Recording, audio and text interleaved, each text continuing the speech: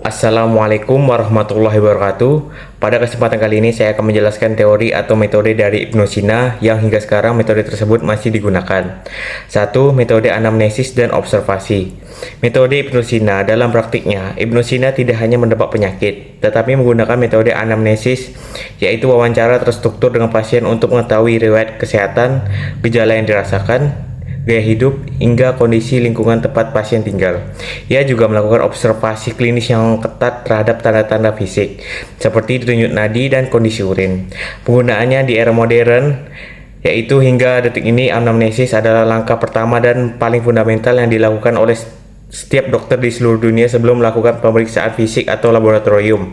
Tanpa wawancara medis yang baik, diagnosis yang akurat sangat sulit ditegakkan. 2. Metode eksperimen klinis.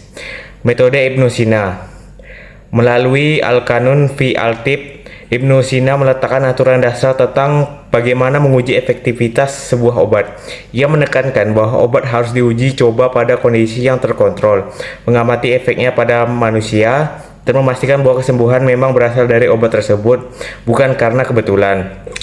Penggunaannya di era modern, yaitu konsep ini adalah landasan dari uji klinis atau clinical trials dan kedokteran berbasis bukti.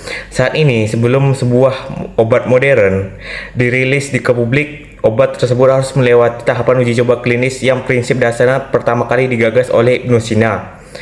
3. Klasifikasi farmasi dan farmakologi. Metode Ibnu Sina pada bagian farmasi dan obat-obatan, Ibnu Sina menjelaskan cara kerja obat alami dan mengklasifikasinya secara sistematis. Ia mencatat ratusan jenis obat, efek sampingnya, interaksinya, serta dosis yang tepat untuk pasien berdasarkan usia dan kondisi fisik. Penggunaannya di era modern, ilmu farmakologi modern beroperasi dengan prinsip yang sama. Buku standar obat-obatan yang digunakan oleh apoteker saat ini adalah evolusi langsung dari ensiklopedia obat yang disusun oleh Ibnu Sina. Konsep interaksi obat dan dosis spesifik masih menjadi pedoman wajib dalam meresepkan obat. 4. Pendekatan psikosomatis.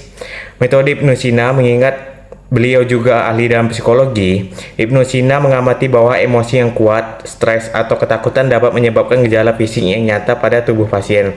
Penggunaannya di era modern, yaitu dunia medis modern, sangat mengakui konsep penyakit psikosomatis, di mana kesehatan mental berdampak langsung pada kesehatan fisik. Pendekatan perawatan pasien secara holistik yang diterapkan rumah sakit saat ini sejalan dengan pandangan beliau. Karya monumentalnya, yaitu Al-Qanun fi Al-Tib, menjadi buku teks rujukan utama di universitas Eropa hingga abad ke-17 karena metodenya yang logis dan terstruktur dan juga berbasis bukti. Sekian penjelasan dari saya akhiri. Wassalamualaikum warahmatullahi wabarakatuh.